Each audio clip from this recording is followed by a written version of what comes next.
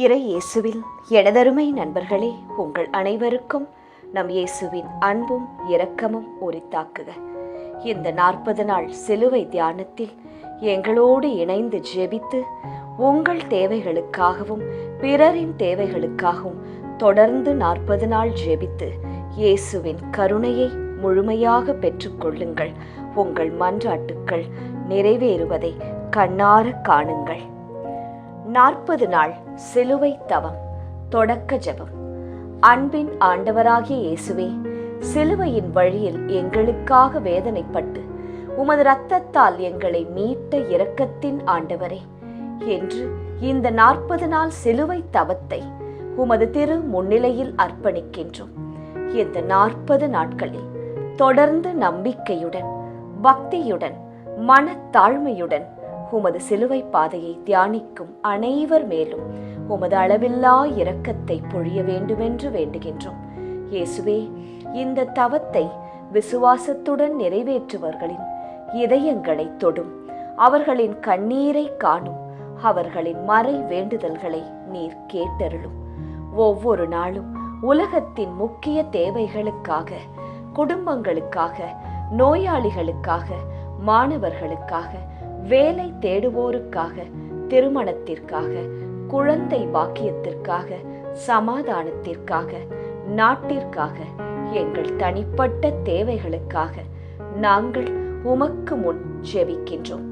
இந்த 40 நாள் தவத்தின் முடிவில் உமது சித்தத்தின்படி எங்கள் வாழ்க்கையில் அற்புதங்களை நிகழ்த்தும், எங்கள் வேண்டுதல்களை நிறைவேற்றும், எங்களுக்கு உமது இரக்கத்தை முழுமையாக அனுபவிக்க அருளும். இயேசுவே, உமது சிலுவையில் நாங்கள் அடைக்கலம் அடைகிறோம், உமது இரக்கத்தில் நாங்கள் நம்பிக்கை கொள்கிறோம், உமது அன்பில் நாங்கள் வாழ்கிறோம்.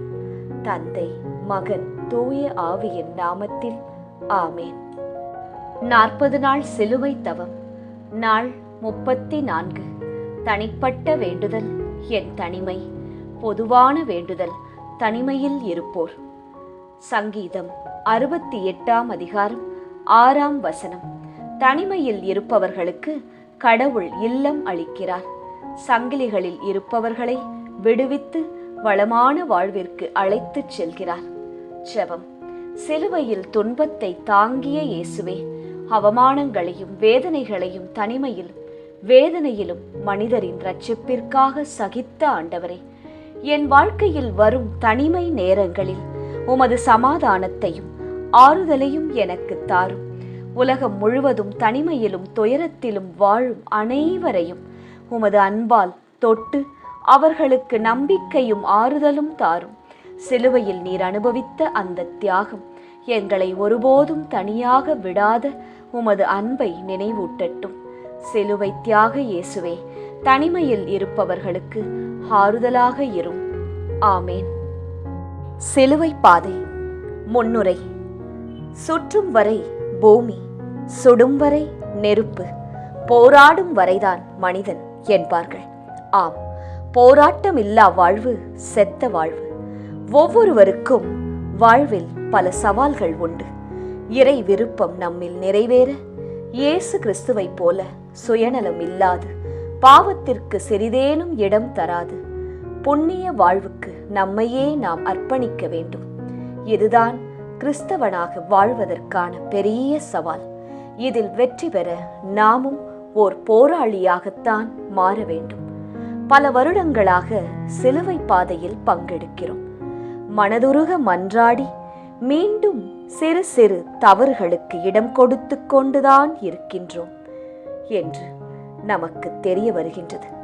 புனிதத்திற்கான போராட்டத்தை கைவிடாமல் இருக்க வீழ்ந்து கிடக்கும் நம் உணர்வுகளை தட்டி கொடுத்து மீண்டும் போராட அழைக்கிறது திருச்சபை. பாவத்தால் வீழ்ந்து கிடக்கும் நாம் எப்பொழுதெல்லாம் எழுந்து நடக்கிறோமோ, போராட ஆரம்பிக்கிறோமோ, அப்பொழுதே நாம் உண்மையான கிறிஸ்தவனாக மாறுகிறோம். ஏனெனில் இயேசு ஒரு போராளியாக இருந்துத்தான் நம்மை மீட்டார். இறை விருப்பம் நம்மிலே நிறைவேற மன உறுதியுடன் புனித பயணத்திற்கு தயாராவோம். ஏனெனில் நமக்காக போராடுபவர் நம்மோடு இருக்கிறார். பாவத்திற்கு எதிரான தொடர்ச்சியான நல்ல முயற்சிகளே புனிதத்தின் ஆரம்பம் என்று உணர்ந்தவர்களாய் இந்த புனித பயணத்தில் பங்கெடுப்போம். முதல் ஸ்தலம், இயேசு தீர்ப்பிடப்படுகிறார். திவ்ய இயேசுவே, உம்மை ஆராதித்து வணங்கி உமக்கு நன்றியறிந்த ஸ்தோத்திரம் செலுத்துகின்றோம். அது ஏனென்றால் உமது பாரமான திருச்சிலுவையை கொண்டு உலகத்தை மீட்டு ரட்சித்தீர். மற்றவர்களை கண்டனம் செய்யாதீர்கள், அப்போதுதான் நீங்களும் கண்டனத்திற்கு ஆளாக மாட்டீர்கள். மன்னியுங்கள், மன்னிப்பு பெறுவீர்கள். லூக்கா 6 அதிகாரம் 37 திருவசனம். தோல்வி இல்லாத மனிதன் ஒருவன் இருக்கின்றான் என்றால் அவன் நிச்சயமாக ஒரு போராளியாகத்தான் இருப்பான். ஏனென்றால் ஒரு போராளியின் வெற்றியானது அவன் தோல்வியிலிருந்துதான் பரிணமிக்கிறது. எனவேதான் தோல்விகளை வெற்றியின் முதல் படி என்பார்கள். இயேசுவுக்கும் அப்படித்தான். இதோ மீட்பு என்னும் மாபெரும் வெற்றி தீர்ப்பு என்னும் சறுக்களில் ஆரம்பிக்கின்றது. இயேசு தீர்ப்பிடப்படுகிறார். என் அன்பு மகனே, மகளே, இதோ என்னை சிலுவையில் அறையப்பட தீர்ப்பளிக்கிறார்கள். நன்மைக்கும் தீமைக்கும் நடக்கும் போராட்டத்திற்கு முற்றுப்புள்ளி வைப்பதாக நினைத்து என்னை தீர்ப்பிடுகிறார்கள். இவன் தச்சன் மகன் அல்லவோ? இவன் அன்னையையும் சகோதரர்களையும் நாம் அறிந்திருக்கிறோமே. நாசரேத்திலிருந்து நல்லது எதுவும் வரக்கூடுமோ? இப்படிப்பட்ட விமர்சனங்களின் உச்சக்கட்டம் தான் சிலுவையில் அறையப்பட தீர்ப்பு. தெரிந்தோ தெரியாமலோ இந்த சமூகம் ஒவ்வொருவருக்கும் ஒரு தீர்ப்பை எழுதுகின்றது. இவன் படிப்பறிவில்லாதவன், இவனுக்கு பேச தெரியாது, இவன் கோபக்காரன், அந்த பெண் ஒரு மாதிரி என்பன போன்ற பல முத்திரைகளை பதித்து வைக்கின்றது. இந்த முத்திரைக்குள் நீ அகப்பட்டோ அல்லது மற்றவர்களையோ உன்னையோ அகப்படுத்தியோ இருக்கின்றாய் என்றால் மாற்றத்திற்கான மனநிலையோடு புனித வாழ்விற்காக புறப்படு. இதோ என் கரங்கள். ஜெபம். அன்பு இயேசுவே, எனக்கு நான் கொடுக்கும் தீர்ப்புகளையும் சமூகம் எனக்கு கொடுக்கும் தீர்ப்புகளையும் தாண்டி புனித வாழ்விற்கு கடந்து வர அருள் தாரும். ஆமீன். எங்கள் பேரில் தயவாயிரும் சுவாமி, எங்கள் பேரில் தயவாயிரும். மரித்த விசுவாசிகளின் ஆன்மாக்கள் இறைவனுடைய இரக்கத்தினால் நித்திய சமாதானத்தில் இளைப்பாற கடவன. ஆமீன். இரண்டாம் ஸ்தலம், இயேசுவின் மேல் சிலுவை சுமத்தப்படுகிறது. திவ்ய இயேசுவே, உம்மை ஆராதித்து வணங்கி உமக்கு நன்றியறிந்த ஸ்தோத்திரம் செலுத்துகின்றோம். அது ஏனென்றால் உமது பாரமான திருச்சிலுவையை கொண்டு உலகத்தை மீட்டு ரட்சித்தீர். என்னை பின்பற்ற விரும்பும் எவரும் தன்னலம் துறந்து தம் சிலுவையை தூக்கிக் கொண்டு என்னை பின்பற்றட்டும். மத்தேயு 16 அதிகாரம் 24 திருவசனம். என் வாழ்வின் சுமைகள் எல்லாம் எப்போது தீரும் என்று ஏங்காதவர்கள் யாருமே இல்லை. குடும்பம், பிள்ளைகள், படிப்பு, தொழில், எதிர்காலம், இது போன்ற எத்தனையோ சுமைகளோடு தினம் தினம் நாம் அனைவரும் போராடுகிறோம். என்று தீரும் இந்த சுமை? எப்போது சுமைகள் சுகமாய் மாறும் என்று நாம் தவித்துக் கொண்டு இருக்கின்றோம். நம் தவிப்புகளுக்கு மத்தியில் இதோ இயேசுவின் மேல் ஒரு சுமை. அன்பு மகனே, அன்பு மகளே, வாழ்க்கையில் ஒரு சில சுமைகளை நீங்கள் கட்டாயம் சுமந்தே ஆக வேண்டுமா? குடும்பம் ஒரு சில நேரங்களில் சுமையாக இருக்கும். உறவுகள் ஒரு சில நேரங்களில் சுமையாக இருக்கும். இவைகள் போல் இன்னும் பல. இவைகள் வாழ்க்கையில் யதார்த்த சிலுவைகள். புனிதத்திற்கு புறப்பட தயாரான நீ சுமைகளை சுமக்க தயாரா? சிலுவையில்லாத கொல்கொதாவும் சுமைகள் இல்லாத போராட்ட வாழ்வும் வீண். மகிழ்ச்சியோடு சுமைகளை சுமக்க கற்றுக்கொள். அப்போது சுமைகள் தானாக சுகமாக மாறும். வா என் மகனே, வா என் மகளே, தொடர்ந்து நடப்போம் நாம் இருவரும். ஜெபம். அன்பு இயேசுவே, என் சுமைகளை தாங்கிய வண்ணமாக புனித வாழ்வுக்கு கடந்து வர அருள் தாரும். எங்கள் பேரில் தயவாயிரும் சுவாமி, எங்கள் பேரில் தயவாயிரும். மரித்த விசுவாசிகளின் ஆன்மாக்கள் இறைவனுடைய இரக்கத்தினால் நித்திய சமாதானத்தில் இளைப்பாற கடவன. ஆமேன். மூன்றாம் ஸ்தலம். இயேசு முதல் முறையாக கீழே விழுகிறார். திவ்ய இயேசுவே, உம்மை ஆராதித்து வணங்கி உமக்கு நன்றியறிந்த ஸ்தோத்திரம் செலுத்துகின்றோம். அது ஏனென்றால் உமது பாரமான திருச்சிலுவையை கொண்டு உலகத்தை மீட்டு ரட்சித்தீர். பாவிகளால் தமக்கு உண்டான எந்த எதிர்ப்பையும் மன உறுதியோடு தாங்கிக் கொண்ட அவரை எண்ணி பாருங்கள். அப்போது நீங்கள் மனம் சோர்ந்து தளர்ந்து போக மாட்டீர்கள். எபிரேயர் 12ஆம் அதிகாரம் 3ஆம் திருவசனம். இலக்கு சரியாக இருந்தபோதும் இயேசுவுக்கு ஏன் இந்த தடுமாற்றம்? உடல் பலமிழந்து விட்டதா? இல்லை. உள்ளம் பலமிழந்து விட்டதா? இல்லை. இரண்டுமே ஒத்துழைக்க மறுத்து விட்டதா? இயேசுவின் பயணத்தில் கூட வீழ்ச்சிகள் என்றால் நாம் எம்மாத்திரம்? உடல் பலம் இழக்கலாம், ஆனால் உள்ளம் பலம் இழக்கலாமா? என் அன்பு மகளே, மகனே, உன் வாழ்வில் தடுமாற்றமா, தோல்வியா? என்னை வீழ்த்தி விட்டார்கள் என்று நினைக்கிறாயா? வாழ்ந்து என்ன புண்ணியம் என்று நினைக்கிறாயா? உன் கண்ணீரை துடைத்துக்கொள். என் உடல் பலமிழந்தது, ஆனால் என் உள்ளம் பலம் இழக்கவில்லையே. என்னை போல் உள்ளத்தில் உறுதிகொள். உடலுக்கு பலம் தானாக வந்து சேரும். உன் வீழ்ச்சி மற்றவர்களுக்கு ஒருவேளை மகிழ்ச்சியாக கூட இருக்கும். தூசியை தட்டிவிட்டு இலக்கை நோக்கிச் செல். ஏனெனில் உனக்காக போராடுவது நானல்லவா? உன் தோல்வியும் வீழ்ச்சியும் உன் நம்பிக்கையை குறைத்து புண்ணிய வாழ்வினை தடை செய்யாது என்ற மன உறுதியுடன் என்னுடன் வா. ஜெபம்.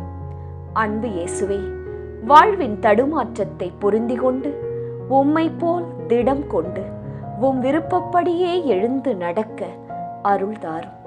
ஆமேன். எங்கள் பேரில் தயவாயிரும் சுவாமி, எங்கள் பேரில் தயவாயிரும்.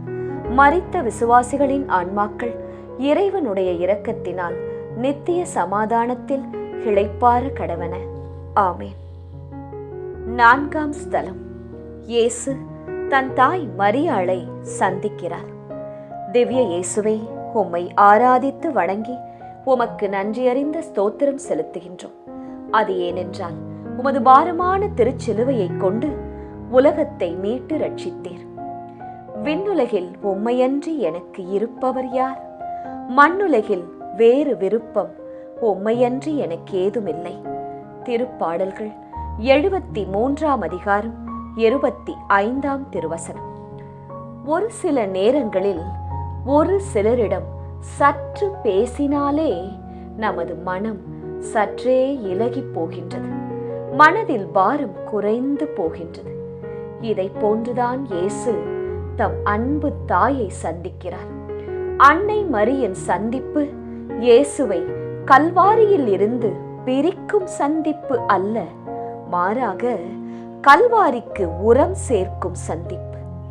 என் அன்பு மகளே, மகனே, என் தாயின் சந்திப்பு அன்பு சந்திப்பு.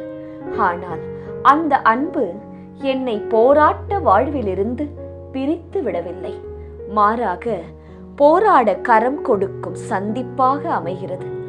பிரச்சனைகள் இல்லாத, கஷ்டம் இல்லாத வாழ்வை இறைவன் கொடுக்க வேண்டும் என்பதை விட என் பிரச்சனைகளில், கஷ்டத்தில் இறைவன் உடனிருக்க வேண்டும் என்ற எண்ணத்தோடு வாழ பழகிக்கொள். ஏனெனில் கிறிஸ்தவ வாழ்வு போராட்ட வாழ்வு. கிறிஸ்தவ மீட்பென்பது சிலுவை வழி மீட்பு. இந்த மீட்புதான் என் தந்தையின் விருப்பம். வா அன்பு மகனே, மகளே, தொடர்ந்து பயணிப்போம். ஜெபம். அன்பு இயேசுவே, என் பிரச்சனைகளில் உம் உடனிருப்புத்தான் என் பலம் என்பதை உணர்ந்து எனக்கு நல்ல மனதுடன் வாழ கற்றுத்தாரும். ஆமேன். எங்கள் பேரில் தயவாயிரும் சுவாமி, எங்கள் பேரில் தயவாயிரும். மரித்த விசுவாசிகளின் ஆன்மாக்கள் இறைவனுடைய இரக்கத்தினால் நித்திய சமாதானத்தில் இளைப்பாற கடவன. ஆமேன். 5ஆம் ஸ்தலம். இயேசுவின் சிலுவையை சீமோன் சுமக்கிறார். திவ்ய இயேசுவே, உம்மை ஆராதித்து வணங்கி உமக்கு நன்றியறிந்த ஸ்தோத்திரம் செலுத்துகின்றோம். அது ஏனென்றால் உமது பாரமான திருச்சிலுவையை கொண்டு உலகத்தை மீட்டு ரட்சித்தீர். நன்மை செய்ய கற்றுக்கொள்ளுங்கள், நீதியை நாடி தேடுங்கள், ஒடுக்கப்பட்டோருக்கு உதவி செய்யுங்கள். எசாயா 1ஆம் அதிகாரம் 17ஆம் திருவசனம். சுமைகள் ஏன் நமக்கு பாரமாக இருக்கிறது தெரியுமா? உண்மையில் நாம் அதை கட்டாயத்தின் பேரில் சுமப்பதால் தான். கருவை தாங்கும் தாய்க்கு குழந்தை ஏன் சுமையாகவில்லை? ஏனென்றால் அவள் சுமை கட்டாயத்தின் பேரில் வந்தது அல்ல. எனவேதான் சுமையை சுகமாக சுமக்கிறார். அன்பு மகளே, மகனே, இதுவரை சுகமாய் தூக்கி வந்த என் சிலுவையை சீரேனே ஊரைச் சேர்ந்த சீமோன் கட்டாயத்தின் பேரில் சுமக்கிறான். எனவேதான் அது சுமையாய் மாறுகிறது. அன்பாய் செய்யும் போது சுகமாகவும், கட்டாயத்தின் பேரில் செய்யும் போது சுமையாக மாறுவது யதார்த்தம். நல்லவனாகவும் பிறர் அன்பு உள்ளவனாகவும் புனித வாழ்வில் நிலைத்து இருப்பவனாகவும் வாழ்வது கட்டாயம் என்று நினைத்தால் அது சுமையாய் மாறிவிடும். நல்லவனாயும் மனித நேயம் உள்ளவனாகவும் வாழ்வது என் சுதந்திரம், அதுவே என் தந்தையின் விருப்பம் என்று நாம் நினைத்தால் அது சுகமாய் மாறும். ஜெபம். அன்பு இயேசுவே, என் சுமைகளை சுதந்திரமாய் சுமக்க எனக்கு அருள் தாரும். ஆமேன். எங்கள் பேரில் தயவாயிரும் சுவாமி, எங்கள் பேரில் தயவாயிரும். மரித்த விசுவாசிகளின் ஆன்மாக்கள் இறைவனுடைய இரக்கத்தினால் நித்திய சமாதானத்தில் இளைப்பாற கடவன. ஆமேன். 6ஆம் ஸ்தலம். இயேசுவின் முகத்தை வெரோனிக்கா துடைக்கிறார். திவ்ய இயேசுவே, உம்மை ஆராதித்து வணங்கி உமக்கு நன்றியறிந்த ஸ்தோத்திரம் செலுத்துகின்றோம். அது ஏனென்றால் உமது பாரமான திருச்சிலுவையை கொண்டு உலகத்தை மீட்டு ரட்சித்தீர். இவ்வாறு நீங்கள் நன்மையை செய்ய முன்வருவதன் மூலம் மதிகெட்ட அறிவிலிகளை வாயடைக்கச் செய்ய வேண்டும் என்பதே கடவுளின் திருவுளம். 1 பேதுரு 2ஆம் அதிகாரம் 15ஆம் திருவசனம். இயேசுவின் கல்வாரி பாதையில் இதோ இயேசுவுக்கு இன்னும் ஒரு தாய். 10 மாதம் தாங்கும் பாக்கியமில்லாத தாய்தான். ஆனால் இவளின் செயல்கள் தாயை பிரதிபலிக்கும் செயல்கள். வெறும் உணர்ச்சிகளை மையமாக கொண்ட அன்பு தடைகளை பார்த்து தளர்ந்துவிடும். ஆனால் உள்ளத்தை மையமாக கொண்ட அன்பு தடைகளை தாண்டி வளரும். இதோ வெரோனிக்காள் உண்மையான அன்பால் உந்தப்பட்டு இயேசுவின் முகத்தை துடைக்கிறார். என் அன்பு மகனே, மகளே, உனது போராட்ட வாழ்வில் என்னை சந்திக்க வேண்டுமா? அப்படி என்றால் இதோ இந்த வெரோனிக்காவை போல் பல தடைகளை தாண்ட வேண்டும். நீ உன் சுயநலம், அந்தஸ்து, பதவி, உன் அடையாளம் இவைகளை தாண்டி வர வேண்டும். உன் சுயநல வேலிகளை தாண்டி என்னிடம் வருவாயா? இதோ தாகமாயிருக்கிறேன், என் தந்தையின் விருப்பத்தை நிறைவேற்ற. வா என் மகனே, என் மகளே. ஜெபம். அன்பு இயேசுவே, நல்ல கிறிஸ்தவ மக்களாக வாழ எதிர்வரும் தடைகளை தாண்டி வர உமது பலத்தை தாரும். ஆமேன். எங்கள் பேரில் தயவாயிரும் சுவாமி, எங்கள் பேரில் தயவாயிரும். மரித்த விசுவாசிகளின் ஆன்மாக்கள் இறைவனுடைய இரக்கத்தினால் நித்திய சமாதானத்தில் இளைப்பாற கடவன. ஆமேன். 7ஆம் ஸ்தலம். இயேசு 2ஆம் முறை கீழே விழுகிறார்.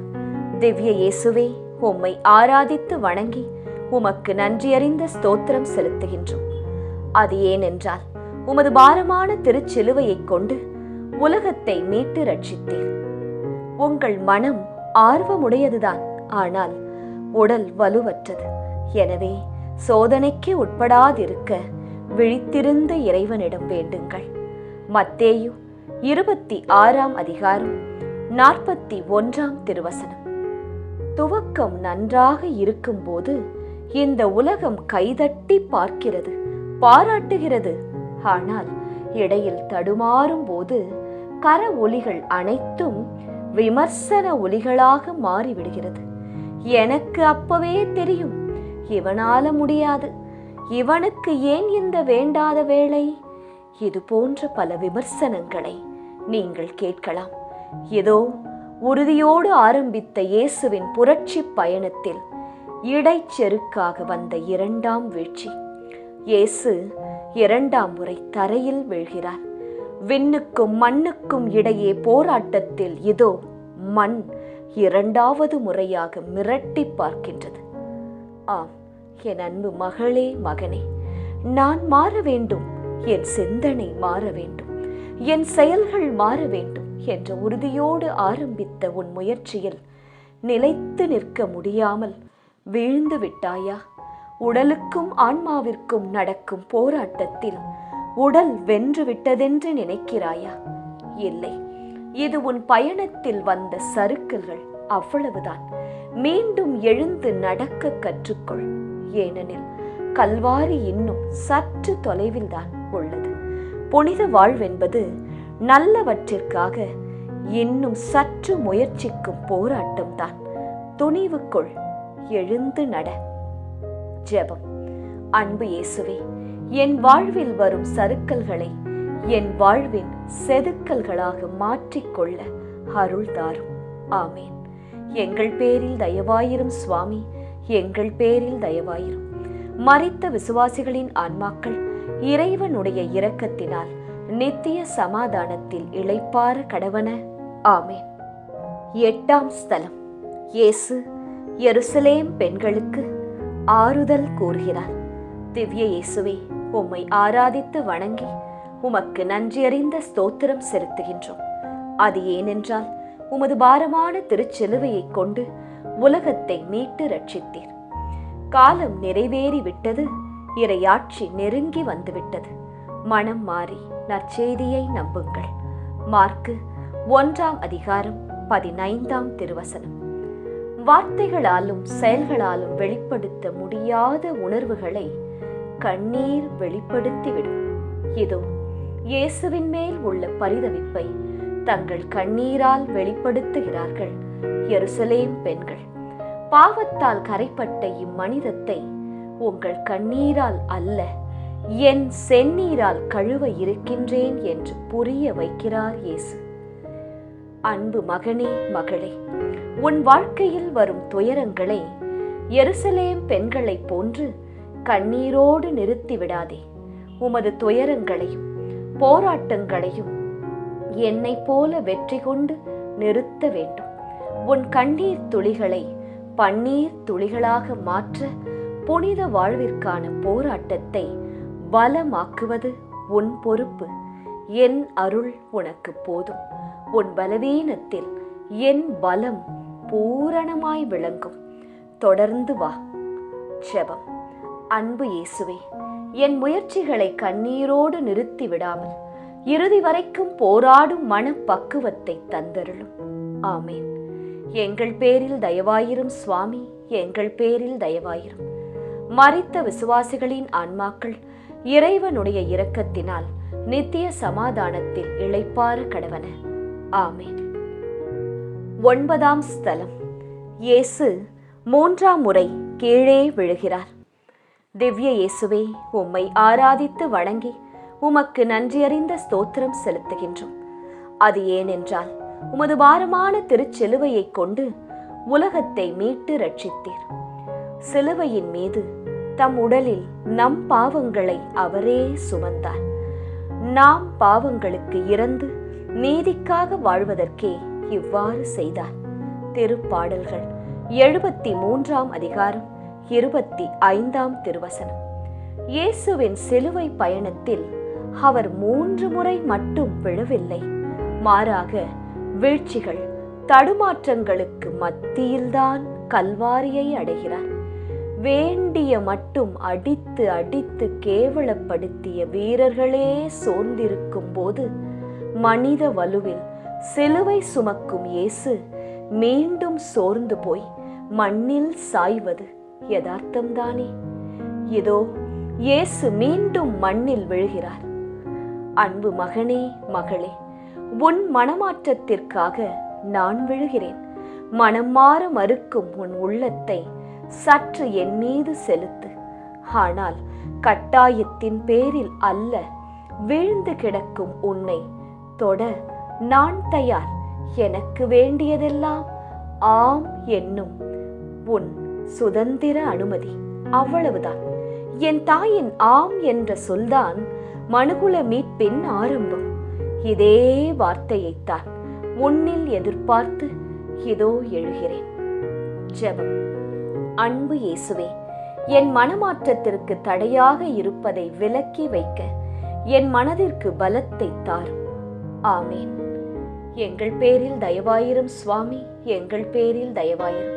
மரித்த விசுவாசிகளின் ஆன்மாக்கள் இறைவனுடைய இரக்கத்தினால் நித்திய சமாதானத்தில் இளைப்பாற கடவன. ஆமேன். 10ஆம் ஸ்தலம். இயேசுவின் ஆடைகளை களைகிறார்கள். திவ்ய இயேசுவே, உம்மை ஆராதித்து வணங்கி உமக்கு நன்றியறிந்த ஸ்தோத்திரம் செலுத்துகின்றோம்.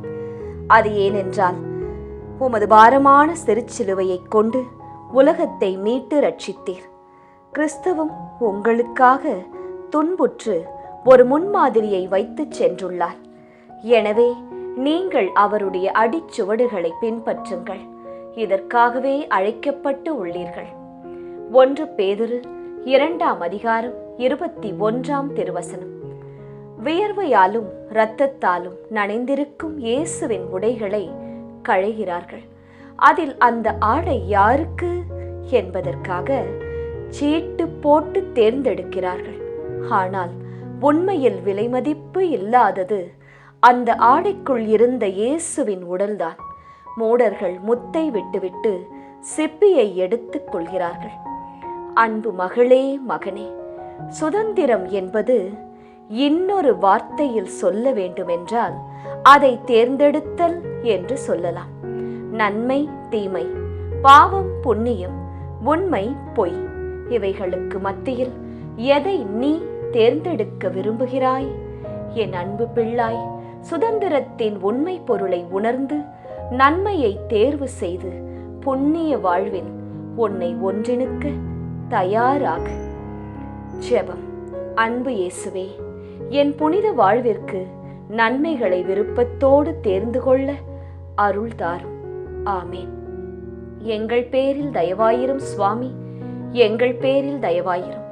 மரித்த விசுவாசிகளின் ஆன்மாக்கள் இறைவனுடைய இரக்கத்தினால் நித்திய சமாதானத்தில் இளைப்பாற கடவன.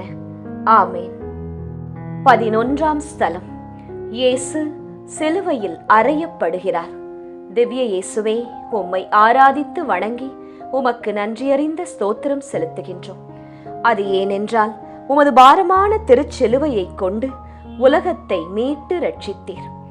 நமக்கு எதிராக ஒப்பந்த விதிகள் பல கொண்ட கடன் பத்திரத்தை அவர் அழித்து விட்டார். அதை சிலுவையில் வைத்து ஆணியடித்து அறவே ஒழித்து விட்டார். கொலோசியர் 2ஆம் அதிகாரம் 14ஆம் திருவசனம். முன்பு ஆடைகளை களைந்தார்கள், இப்போது உயிரை களைகிறார்கள்.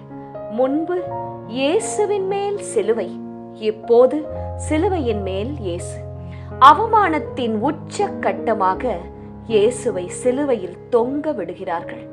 இனி சிலுவை வேறு, இயேசு வேறு அல்ல. அன்பு மகனே, மகளே, சிலுவையை என்னிடமிருந்து பிரித்தால் நான் வந்த நோக்கமே பொய்யாய் போகும். சிலுவை என் இலக்கு, அதில் ஆணிகள் என் பரிசு. இதோ என் இலக்கில் நான் ஒன்றித்து விட்டேன். புனித வாழ்வென்னும் உன் இலக்கில் நீ ஒன்றிப்பது எப்போது? ஜெபம். அன்பு இயேசுவே, மாற வேண்டும் என்று என் இலக்கில் எப்போதும் என் மனம் ஒன்றித்து இருக்க அருள் தாரும். ஆமேன். எங்கள் பேரில் தயவாயிரும் சுவாமி, எங்கள் பேரில் தயவாயிரும். மரித்த விசுவாசிகளின் ஆன்மாக்கள் இறைவனுடைய இரக்கத்தினால் நித்திய சமாதானத்தில் இளைப்பாற கடவன. ஆமேன். 12ஆம் ஸ்தலம். இயேசு சிலுவையில் மரிக்கிறார். திவ்ய இயேசுவே, உம்மை ஆராதித்து வணங்கி உமக்கு நன்றியறிந்த ஸ்தோத்திரம் செலுத்துகின்றோம். அது ஏனென்றால் உமது பாரமான திருச்சிலுவையை கொண்டு உலகத்தை மீட்டு ரட்சித்தீர். தாமே துன்புற்று பகைமையை அழித்தார்.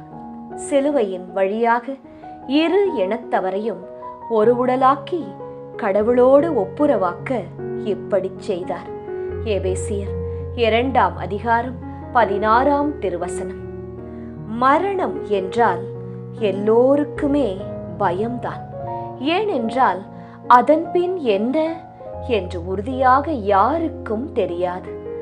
அதன் பின் என்ன என்ற கேள்வி பயத்தை மட்டுமே உருவாக்கும். ஆனால் இயேசுவுக்கு மரணம் பயமில்லை. ஏனெனில் மரணத்திற்கு பிறகு என்ன நடக்கும் என்று இயேசுவுக்கு தெரியும். இயேசு 3 முறை தன் சீடர்களுக்கும் உலகிற்கும் உரக்க அறிவித்திருந்தார். ஏதோ உண்மை இப்போது தலை சாய்த்து உறங்குகின்றது. அன்பு மகளே, மகனே, எதிர்காலம் குறித்த உன் கவலைகள் உன்னை பயப்படுத்தும், கோழையாக்கும், சுயநலவாதியாக்கும், உன்னை மாற்றும். எதிர்காலம் குறித்த எச்சரிக்கை வேண்டும், ஆனால் அதை குறித்த கவலை தேவையில்லை. என் மரணம் எனக்கு கவலை இல்லை, மாறாக அது பலருக்கு எச்சரிக்கை. ஆம், புனித வாழ்விற்கு கடந்து வர ஒரு எச்சரிக்கை. ஜெபம். அன்பு இயேசுவே, உம்மோடு நாங்கள் அறையப்பட்டால் உம்மோடு உயிர்ப்போம் என்னும் உண்மையை புரிந்து கொள்ள அருள் தாரும். ஆமேன். எங்கள் பேரில் தயவாயிரும் சுவாமி, எங்கள் பேரில் தயவாயிரும். மரித்த விசுவாசிகளின் ஆன்மாக்கள் இறைவனுடைய இரக்கத்தினால் நித்திய சமாதானத்தில் இளைப்பாற கடவன. ஆமேன். 13ஆம் ஸ்தலம். இயேசு தன் தாய் மரியாவின் மடியில் கிடத்தப்படுகிறார். திவ்ய இயேசுவே, உம்மை ஆராதித்து வணங்கி உமக்கு நன்றியறிந்த ஸ்தோத்திரம் செலுத்துகின்றோம். அது ஏனென்றால் உமது பாரமான திருச்சிலுவையை கொண்டு உலகத்தை மீட்டு ரட்சித்தீர். நம்பிக்கையை தொடங்கி வழி நடத்துபவரும் அதை நிறைவு செய்பவருமான இயேசுவின் மீது கண்களை பதிய வைப்போம். எபிரேயர் 12ஆம் அதிகாரம் 2ஆம் திருவசனம். 10 மாதம் துடிப்போடு சுமந்த அன்னையின் மடி இப்போது துடிப்பில்லாமல் மௌனமாகிறது. உமது உள்ளத்தை ஒரு வாழ் ஊடுருவும். இல்லை, பல வாள்கள் ஊடுருவிற்று. இத்தனை வேதனைகளையும் தம் மௌனத்தால் தாங்குகிறாள் அன்னை மரியாள். உள்ளத்தில் 1000 கேள்விகள் உண்டு மரியாளுக்கு. ஆனால் பதிலுக்காக காத்திருக்கிறாள் நம் அன்னை. அன்பு மகளே, மகனே, புனிதத்திற்கான போராட்ட வாழ்வில் உள்ளத்தை நொறுங்க செய்யும் பல கேள்விகள் மலையாய் உதிக்கும். கெட்டவன் நன்றாகத்தானே வாழ்கிறான், நல்லவர்களுக்கு மட்டும் ஏன் இந்த நிலை? உலகம் நல்லவர்களை அடையாளம் கண்டுகொள்வதே இல்லையே, ஏன்? உத்தமர்களுக்கு ஏன் இத்தனை நொறுக்கல்கள்? இத்தனை கேள்விகளுக்கு பதில் அன்னை மரியாளின் மௌனம்தான். நீயும் காத்திரு, உன் உண்மை வெல்லும். ஜெபம். அன்பு இயேசுவே, வாழ்வின் நொறுக்கல்கள் வரும்போது வெடித்து சிதறாமல் உம் அன்னையை போன்று மௌனம் காக்க பொறுமை கொள்ள அருள்தாரும். ஆமேன். எங்கள் பேரில் தயவாயிரும் இயேசுவே, எங்கள் பேரில் தயவாயிரும். மரித்த விசுவாசிகளின் ஆன்மாக்கள் இறைவனுடைய இரக்கத்தினால் நித்திய சமாதானத்தில் இளைப்பாற கடவன. ஆமேன். 14ஆம் ஸ்தலம். இயேசு கல்லறையில் அடக்கம் செய்யப்படுகிறார். திவ்ய இயேசுவே, உம்மை ஆராதித்து வணங்கி உமக்கு நன்றியறிந்த ஸ்தோத்திரம் செலுத்துகின்றோம். அது ஏனென்றால் உமது பாரமான திருச்சிலுவையை கொண்டு உலகத்தை மீட்டு ரட்சித்தீர். தம் சிலுவையினால் கிடைத்த வெற்றியால் ஆட்சியாளர், அதிகாரம் கொண்டோர் ஆகியோரின் படை கலன்களை கிறிஸ்து பிடுங்கிக் கொண்டு அவர்களை இகழ்ச்சிக்குள்ளாக்குமாறு ஊர்வலமாக இழுத்துச் சென்றார். கொலோசியர் 2ஆம் அதிகாரம் 15ஆம் திருவசனம். புரட்சியாளனை புதைப்பதாக நினைத்து கல்லறையில் அடக்கம் செய்கிறார்கள். ஆனால் புனிதம் இங்கு புதைக்கப்படவில்லை, மாறாக விதைக்கப்படுகிறது. அத்தனையும் நிறைவேறிவிட்டது என்றார்கள். இல்லை இல்லை, இப்போதுதான் தொடங்க போகின்றது. இத்தனை வருட போராட்ட வாழ்வு மொத்தமாய் இயேசுவின் உயிர்ப்பில் பலன் கொடுக்க போகிறது. இதுவரையில் வெற்றி பெற்றதாக நினைத்து கொண்டவர்கள் இதோ இயேசுவின் அடக்கத்திற்கு பிறகு ஒவ்வொரு நொடிக்கும் தோற்க ஆரம்பிக்கின்றார்கள். என் அன்பு மகளே, மகனே, பல நேரங்களில் தீமை வெற்றி பெறுவதைப் போல் மாயை உண்டாகும். ஆனால் தீமைக்கு எப்போதும் இறுதி வெற்றி இல்லை. இறுதியில் வெல்லப் போவது உண்மை, சத்தியம் மட்டுமே. தீமை தரும் மாயையில் மயங்கி என் மகனாக மகளாக வாழ நீ எடுக்கும் முயற்சிகளில் பின்வாங்காதே. ஏனெனில் இறுதியில் வெல்லப் போவது எனது சத்தியம், எனது உண்மை மட்டுமே. ஜெபம். அன்பு இயேசுவே, இறுதியில் வெல்லப் போகும் உமது நீதிக்காக, உண்மைக்காக என் வாழ்வை மாற்றிக்கொள்ள நான் எடுக்கும் முயற்சிகளை ஆசிர்வதித்து என்றும் உம் பிள்ளையாக வாழ அருள்தாரும். ஆமேன். எங்கள் பேரில் தயவாயிரும் சுவாமி, எங்கள் பேரில் தயவாயிரும். மரித்த விசுவாசிகளின் ஆன்மாக்கள் இறைவனுடைய இரக்கத்தினால் நித்திய சமாதானத்தில் இளைப்பாற கடவன. ஆமேன். முடிவுரை. அன்புக்குரியவர்களே, இயேசுவின் சிலுவை பாதையின் வழியில் நடந்து சிந்தித்த நாம் இதோடு நிறுத்திவிட்டோம் என்றால் ஏதோ வாடிக்கையாக செய்கின்ற செயலாக மாறிவிடும். சிந்தித்தவைகளை நம் அனுதின வாழ்வுக்கு எடுத்துச் சென்று உயிர் கொடுப்போம். கிறிஸ்துவில் என்றும் மரணமில்லை, மாறாக வாழ்வே நிரம்பி இருக்கின்றது. என்னில் வாழ்பவர் இயேசுவே என்ற புனித பவுலின் வார்த்தையை சுதந்தரித்து நம் வாழ்வை இறைவன் கரங்களில் ஒப்புக் கொடுப்போம். புனித வாழ்வு நம்மில் மலர கிறிஸ்து நம்மில் வெளிப்பட வேண்டும். அப்போதுதான் இறைவனின் விருப்பப்படி நம் வாழ்வு அமையும். திருச்சிலுவை பாதை. முடிவு ஜெபம். ஆண்டவராகிய இயேசு கிறிஸ்துவே, கடவுள் வடிவில் விளங்கிய நீர் கடவுளுக்கு இணையாயிருக்கும் நிலையை வலிந்து பற்றி கொண்டிருக்க வேண்டியதொன்றாக கருதவில்லை. ஆனால் உம்மையே வெறுமையாக்கி அடிமையின் வடிவை ஏற்று மனிதருக்கு ஒப்பானீர். மனித உருவில் தோன்றி சாவை ஏற்கும் அளவுக்கு, அதுவும் சிலுவை சாவை ஏற்கும் அளவுக்கு கீழ்ப்படிந்து உம்மையே தாழ்த்தி கொண்டீர். எனவே கடவுள் உம்மை மிகவே உயர்த்தி எப்பெயருக்கும் மேலான பெயரை உமக்கு அருளினார். இந்த மறை உண்மைகளை தியானித்து நாங்கள் உமது திரு இரத்த பேறு பலன்களினால் உலக மாயையிலிருந்தும் கவர்ச்சிகளிலிருந்தும் பாவ நாட்டங்களிலிருந்தும் பாவ பழக்கங்களிலிருந்தும் தீய ஆசைகளிலிருந்தும் உலக கவலைகளிலிருந்தும் பகைமை, பேராசை, கோபம், பொறாமை, பழிவாங்கும் எண்ணங்கள், நோய் நொடிகள் அனைத்திலிருந்தும் எம்மை விடுவித்தருளும். உமது திரு இரத்தத்தால் மீட்கப்பட்ட நாங்கள் பரிசுத்தமாய் வாழவும், உம்மில் அசைக்க முடியாத நம்பிக்கை கொண்டு வாழவும், குடும்ப உறவில் சமாதானத்துடனும் ஒற்றுமையுடனும் வாழ வரம் தந்தருள வேண்டுமென்று உம்மை இறைஞ்சி மன்றாடுகின்றோம். ஆமேன்.